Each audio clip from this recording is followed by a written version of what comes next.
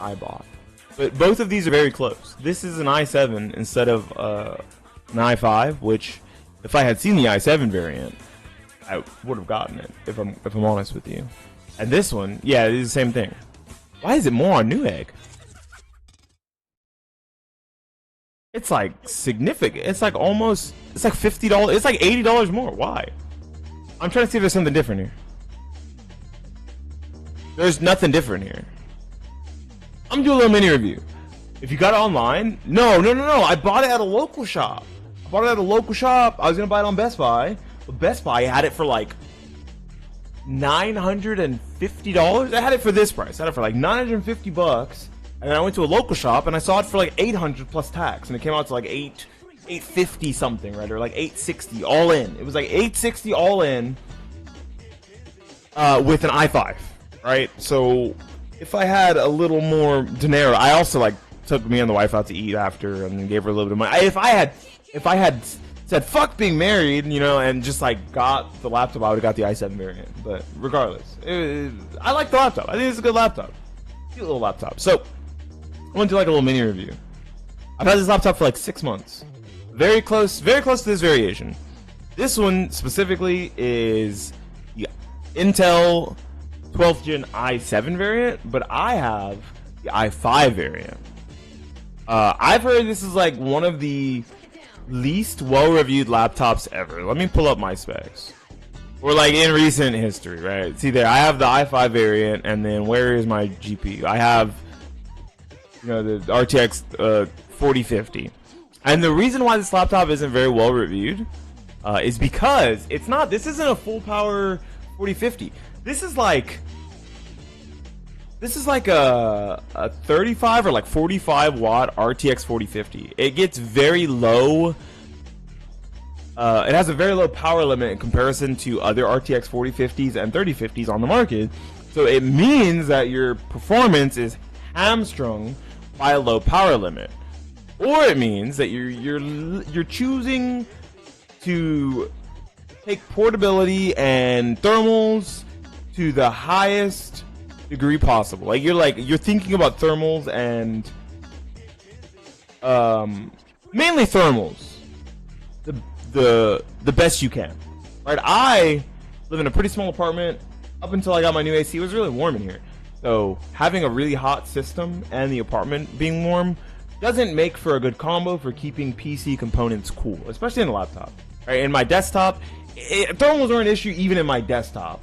For to reference how hot sometimes my apartment would get, and it's hot outside during the summer because I do live in South Texas, where it can get up to like 112, 113 degrees. It's not a fun time being outside.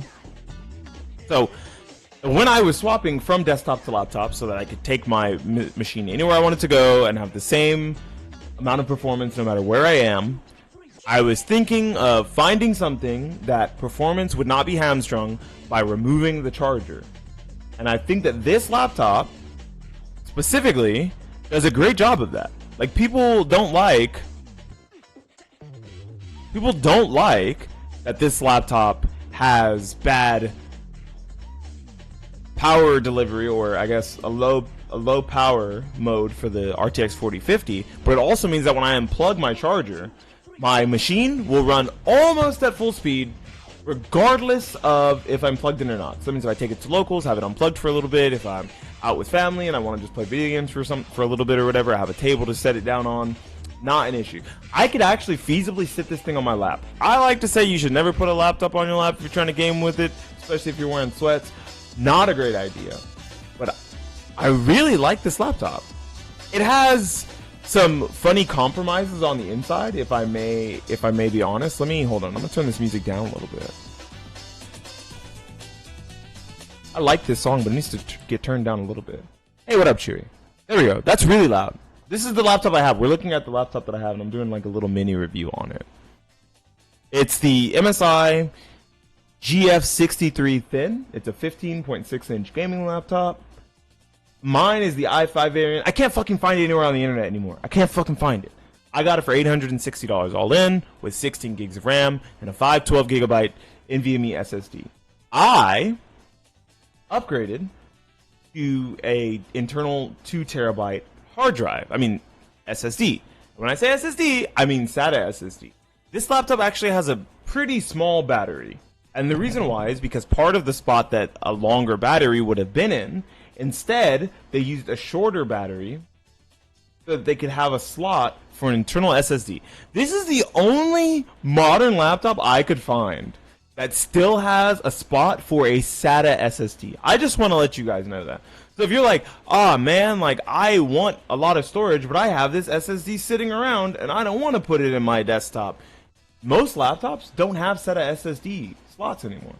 So this laptop has like the weirdest mix of like good qualities and bad qualities. Good quality can fit a SATA SSD. Good quality doesn't really get hamstrung on power when you unplug the charger. Good quality 144 Hz display with a recent GPU, the RTX 4050 with frame generation, so it's better than getting a 3050 or a 2050. Downside, not a full power 4050. Downside, does not use USB-C charging. Right? It has a USB-C port, but you can't get power delivery through. You have to take the barrel jack charger with you. I think those are like the only two real downsides for me. I don't really think about it. I stream and game off this laptop daily, and it has not really given me an issue. I have like the cooler boost mode that I could turn on so that it gets real blaringly loud with one fan. I guess downside, one fan. Another downside, one fan keeps it relatively cool. The thermals on this laptop are good enough for it having one fan, which is really strange. I bought like it was like an $11 cooling pad, and it's sitting on there right now. It's just fine. Hooks up to 2 monitors just fine. No problems. I think one uses the integrated GPU of the Intel UXD graphics, or passes through it at least through NVIDIA Optimus. And then the other one connects directly to the DGPU, the RTX 4050, and that's the one you're going to want to use if you're trying to game. And I had to figure that out. It was a little weird having to crisscross my monitors and stuff. This is coming from like a desktop user who just plugs all the monitors into the slot on the back of the graphics card. I just plug them all in and go, whoop, everything's connected to my graphics card. Hype! And then I get the same performance on all of my monitors, whether it's using the HDMI port or the display port, because they all run off the same frequency from the GPU. Now, do I recommend this laptop to others? At full price, I'm going to say no, because I got this laptop for like $850, and I had slight buyer's remorse. Very small. For like, maybe like a day. I was like, oh man, this laptop, maybe it was a week. For like a week, I was like, maybe this laptop wasn't the right one. Maybe I should have waited a little longer, got something just a little bit stronger for a couple more $100. And then the more I've used it, the more I think to myself, do I really need anything stronger for a couple more $100? No, I don't. I think towards the end of the year, I might make another tower.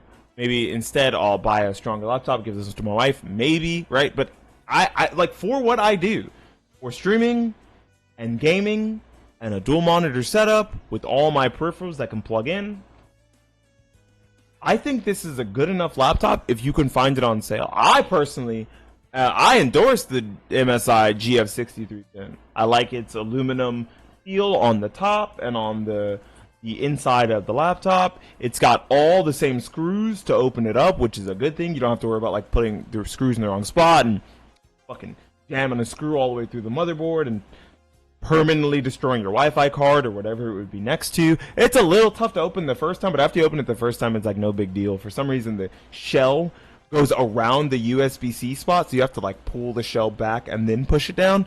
You buy Pry Tools, get an iFixit kit. I bought an iFixit kit. It was totally worth the money. I use it for like everything. It's really cool. This laptop, being one of the lowest end laptops that has an RTX 400 series in it. Yeah, you guys can see my zip and my government name. I don't care. For being one of the lowest priced and lowest end laptops I've seen with an RTX 4000 series in it, I think it's a good enough laptop. I think it's a little sad that it's using 12th gen instead of 13th gen, but whatever. It works for me, and I think it could also work for the vast majority of people looking for something to just start on when it comes to a gaming laptop. I recommend, if you can find the MSI GF63 Thin on sale, or the MSI Cyborg on sale, to go ahead and pick one up. Especially because if you like having the connectivity to a SATA SSD because you already have one laying around, you already have DDR4 laying around, that 12th gen Intel chip will be compatible with DDR4 on board. I have 32 gigabytes of DDR4 RAM in here because I had it from a previous laptop that I was going to upgrade to 32 gigs and decided against it.